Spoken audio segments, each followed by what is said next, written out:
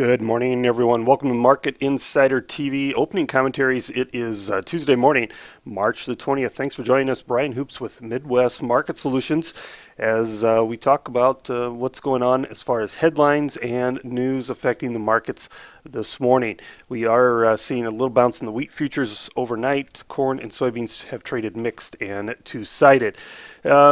Winter wheat conditions declined once again. That's given us a little bit of a bounce, as well as ideas that technically were oversold. We've been down pretty sharply over the last three trading sessions in the wheat futures, and we're seeing a little reprieve from the selling. I don't think we see a major rally here by any stretch of the imagination, as these conditions were down.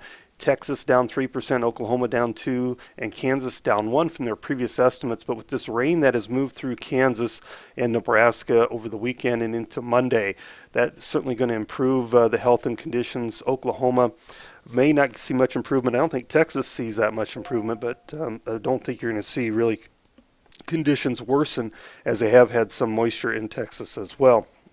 Another flash sale announced this morning, this time 110,000 metric tons of corn to Peru. You don't hear a lot of export business going to Peru, but this morning that was the destination of choice.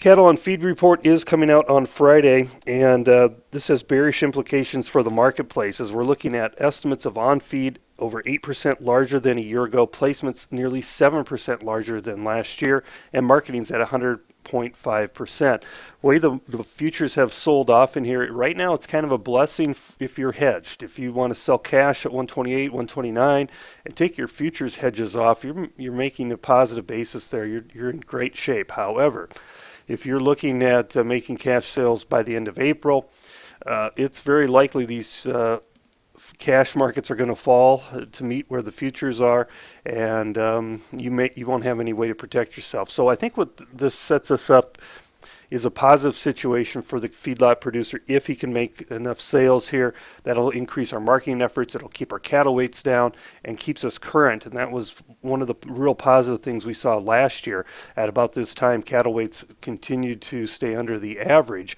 And if we can do the same type of scenario, that'll help us out in the long run here. And those futures will be turned out to be too heavily discounted. So it's not a time to be doing futures hedging. It's a time, if you have to hedge, do some sort of a minimum price option that allows upside potential in those futures markets. Offers starting off the week here, 130 and 208 on a dress basis. We do expect the kills to rebound this week, 605, maybe 610,000 head kill. That should be a better kill than what we've seen last couple weeks. May give us a little bit more incentive to see the Packers out there and kick the tires early this week once again and bid up for this cash market. In the grains, we look for a little bit of a technical rebound here, turnaround Tuesday, and the livestock, think you're going to see the same thing after a big sell-off here in the last couple days, but buyers probably going to be pretty absent from both the livestock and the grains this morning. All right, we hope you have a great day, everyone. Good luck and good trading. Contact any of our offices. They'd be glad to assist you if you have any questions. Brian Hoops from Midwest Market Solutions. Talk to you soon.